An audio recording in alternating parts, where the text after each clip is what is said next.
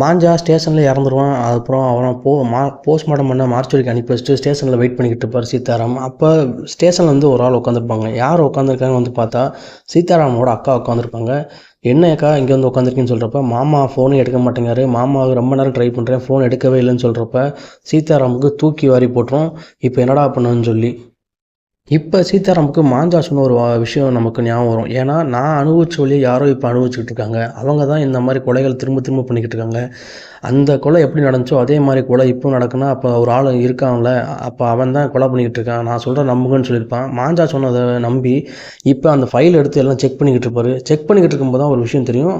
அப்போ தான் ஒரு விஷயம் அவருக்கு ஸ்ட்ரைக் ஆகும். ஏன்னா செத்துப்போன அர்ஜுனனுக்கு ஒரு பையன் இருப்பான். அவனோட பொண்ணும் செத்து போயிருக்கும். அவனுக்கு ஒரு பையன் மட்டும் உயிரோடு இருப்பாங்கிறது தெரிய வந்திருக்கும். அவனை ஒரு பொண்ணு வந்து அடாப்ட் பண்ணிக்கிட்டாங்க அப்படின்னு சொல்லியிருப்பான். சீதாராம் மாமாவை தேடி போயிருப்பார். அவரோட ஃபோனுக்கு ட்ரை பண்ணிகிட்டு இருப்பார். ட்ரை பண்ணி ஃபோன் எடுத்துருவார். அப்புறம் சீதாராமா நான் இங்கே ஒருத்தன் அடிச்சுக்கிட்டு இருக்கேன், ஆனால் இங்கே இந்த இடத்த சுற்றி வலையாக இருக்குன்னு சொன்னேன். சீதாராமா என்ன செய்வார்னா கண்ட்ரோல் ரூமுக்கு ஃபோன் பண்ணி இந்த ஃபோன் நம்பரை ட்ராக் பண்ணுங்கன்னு சொல்லி அனுப்புவார். ட்ராக் பண்ணதுக்கப்புறம் அவங்க லொக்கேஷன் அனுப்பிடுவாங்க. இவர் வேக வேகமாக விரட்டி போய்கிட்டே இருப்பார். விரட்டி போய் ஒரு வண்டியை பிடிச்சி பார்த்தா அந்த ஃபோன் பார்த்தீங்கன்னா அந்த வண்டியில் இருக்கும். இந்த சைக்கோ என்ன செய்வானா ஃபோனை அந்த வேறு வண்டியில் போட்டு அவரோட மாமாவை தூக்கிட்டு போயிடுவான். இப்போ சீதாராமுக்கு இன்னொரு டவுட் வரும். அவர் ஃபோன் பேசும்போது ஒரு பாட்டு பாடிக்கிட்டு இருக்கும். ஒரு மியூசிக் ஸ்கூலில் பாட்டு. அவர் மியூசிக் ஸ்கூலுக்கு என்கொயரி பண்ண போகிறப்பெல்லாம் அந்த பாட்டு அங்கே கேட்டிருக்கோம். அந்த பாட்டு சவுண்ட் வந்து அவருக்கு திரும்ப ஞாபகப்படுத்தும்.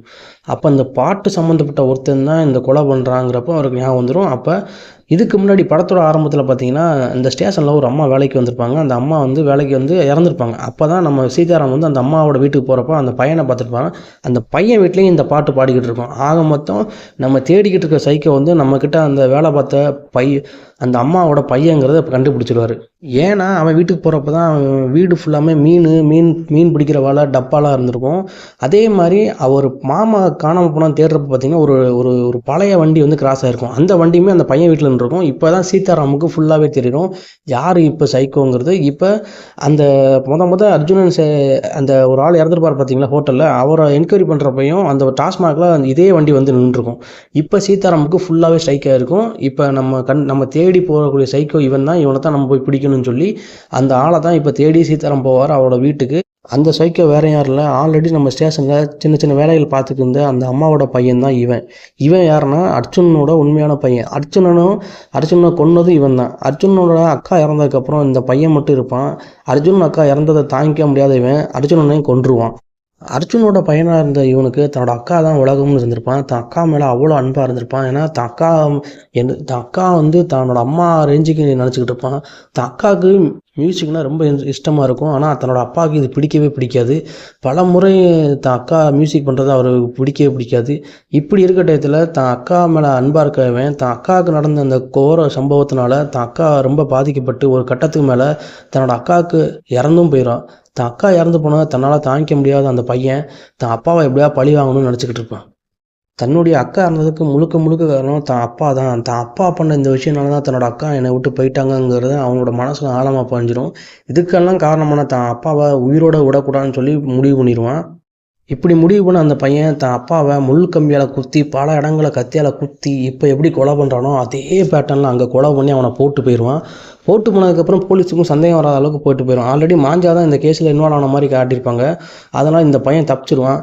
இப்போ இந்த பையன் தனியாக இருக்க டயத்தில் பார்த்தீங்கன்னா தான் அக்கா போனதை நினச்சி வருத்தப்பட்டுக்கிட்டு இருப்பான். அதே மாதிரி தான் அக்கா எப்படி தான் மேலே அன்பு செலுத்தினாங்களோ அதே மாதிரி ஒரு அம்மாவும் தான் மேலே அன்பு செலுத்தியிருப்பாங்க. அந்த அம்மாவே தான் கூட கூப்பிட்டு போய் தான் பையனாகவே வளர்க்க ஆரம்பிச்சிருப்பாங்க நம்ம இந்த அர்ஜுனோட பையனை. இந்த அம்மாவோட அரவணைப்பில் வாழ்ந்துக்கிட்டு இருக்க அர்ஜுனோட பையனுக்கு ரொம்ப சந்தோஷமாக இருக்கும். தான் அக்கா எப்படிலாம் தன்னை பார்த்துக்கிட்டாங்களோ அதே மாதிரி இந்த அம்மாவும் பார்த்துக்கிடுவாங்க. அது மட்டும் இல்லாமல் தான் பையனுக்காக ஒரு வேலைக்காண்டி அந்த வண்டியை வாங்கி கொடுப்பாங்க. வாழ்க்கை நல்லபடியாக போய்கிற இடத்துல அந்த அம்மாவுக்கு உடம்பு சரியில்லாமல் போயிடும். உடம்பு சரியில்லாமல் போனால் எப்படியா அந்த அம்மாவை காப்பாற்றுன்னு நினைக்கிற அர்ஜுனோட பையன் ஒரு கட்டத்துக்கு மேலே இந்த அம்மாவை இறந்து போயிடுவாங்க. இப்போ மொத்தமாகவே தனிமரமாக ஆயிடுவான். தான் அக்காவும் இறந்துட்டாங்க, தன்னை வளர்த்த அம்மாவும் இறந்துட்டாங்கிறப்ப தனிமரமாக சைக்கோ மென்டாலிட்டிக்கு போய் அங்கே சுற்றிக்கிட்டு இருப்பான். இப்படி போய்கிட்டு இருக்க வாழ்க்கையில் அங்கே வேலை பார்த்துருக்க டயத்தில் தான் அக்காவோட இருந்த ஒரு மியூசிக் மட்டும் அவனுக்கு ஞாபகம் இருக்கும். அதே மாதிரியான ஒரு மியூசிக் வந்து ஒரு இடத்துல சவுண்டு கேட்கும். அது எங்கன்னு இவன் தேடி போய் நிற்கிற இடம் தான் அந்த மியூசிக் ஸ்கூலு. ஸோ தான் அக்காவோட மியூசிக்கை மதிக்க மாட்டார். அவருக்கு தான் அக்காவுக்கு அந்த மியூசிக் மேலே இருக்கிற ஆசையை கூட அவன் அப்பயும் புரிஞ்சுக்க மாட்டான். இதே மாதிரி அந்த மியூசிக் ஸ்கூலில் நடக்கிற விஷயத்த பார்ப்பான். அங்கே உள்ள பொண்ணுங்களை இந்த அப்பாக்கள் எப்படிலாம் டார்ச்சர் பண்ணுறாங்க, இந்த மியூசிக்கே பிடிக்காத அப்பாக்கள்லாம் என்ன பண்ணுறாங்கன்னு நினச்சி இந்த மியூசிக்கே பிடிக்காத அப்பாக்களை தான் குறி வச்சு இந்த சைக்கோ கொண்டுக்கிட்டு இருப்பான். தான் அப்பாவை கொண்ட மாதிரி அதே பேட்டர்னை முள்ளால் குத்தி கத்தியால் பல இடங்களை குத்தி குத்தி கொண்டுக்கிட்டு இருப்பான். இந்த சைக்கோ என்ன செய்வானா, அந்த மியூசிக் ஸ்கூல் வாசல்லே உட்காந்துக்கிட்டு என்னதெல்லாம் நடக்குதுன்னு சொல்லி வாட்ச் பண்ணிகிட்டே இருப்பான். இப்படி ஒவ்வொருத்தனையும் வாட்ச் பண்ணிட்டு இருக்கிறப்பல இந்த இந்த ஸ்கூலில் படிக்கிற பொண்ணுங்களோட அப்பாக்களை நல்லா நோட் பண்ணும். அந்த அப்பாக்கள் எந்த அப்பாக்கள்லாம் இந்த மியூசிக் ஸ்கூலில் வந்து அந்த பொண்ணுங்களுக்கு சப்போர்ட்டே பண்ணாமல் இருக்கானோ அவங்க எல்லாத்தையும் தூக்கி தூக்கி கொண்டுருவான்.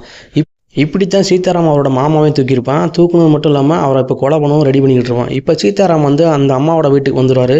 வீட்டை சுற்றி முற்றி பார்த்தாலும் ஒன்றுமே இருக்காது. அதுக்கப்புறம் ஒரு தனியாக ஒரு ரூம் இருக்கும். அதுக்கப்புறம் உள்ளே போய் பார்க்குறப்ப தான் அர்ஜுனோட பொண்ணோட ஃபோட்டோ இருக்கும். அந்த வீண் அங்கே இருக்கும். ரெண்டாவது தான் மாமாவை அடித்து கொள்ள ரெடி ஆகிக்கிட்டு இருக்கும். இந்த டயத்தில் பார்த்தீங்கன்னா சீதாராம் அடிக்கிறதுக்கு அந்த சைக்கோவும் அங்கே வந்துடுவான். இப்போ சீதாராமுக்கும் அந்த சைக்கோவுக்கும் சண்டை நடந்துக்கிட்டு இருக்கும். தான் மாமா பல அடிபட்டு அங்கே சாகிற நிலைமையில் அங்கே கிடப்பாரு. இப்போ சைக்கோ சீதாராம விட மாட்டான். எல்லா விஷயம் தெரிஞ்சுன்னு சொல்லி சீதாராமை போட்டு தள்ளு முடிவு பண்ணிடுவான். சீதாராம அந்த சைக்கோ அடின்னு அடித்து பல ரத்த வெள்ளத்தில் போட்டுருவான். இப்போ இவங்க ரெண்டுத்துக்கும் ஒரு சண்டை போய்கிட்டே இருக்கும். ஒரு கட்டத்துக்கு மேலே சீதாராம் என்ன செய்வார்னா, அங்கே கடந்த கத்தியை வச்சு அவன் கழுத்தில் குத்தி அவனை கொன்றுவார். இப்போ சீதாராம் எந்திப்பார். பல அடிகள் பட்டால் எந்திரிச்சு நேராக போய் அவர் மாமாவை பார்த்து தூக்கிட்டு போவார். இந்த சைக்கோவும் செத்து போயிடுவான். இப்போ சைக்கோ செத்து போனதுக்கப்புறம் தன்னுடைய கனவுல தான் அன்பாக தன்னோட அக்காவோட போய் சேர்ந்துருவான். அங்கே சேர்ந்ததுக்கப்புறம் நம்ம சீதாராமும் தன்னோட அக்கா கூட சேர்ந்து நிற்கிற மாதிரி இந்த கதையை முடிச்சிருப்பாங்க. மாஞ்சாங்கிற ஒருத்தன் பண்ண தப்புனால ஒரு ஃபேமிலியே செதஞ்சு போச்சு. அந்த பையனும் சைக்கோ அவருக்கு மாஞ்சா தான் ஒரு முழு காரணமாக ஆயிடுறான் இந்த கதை மூலமாக.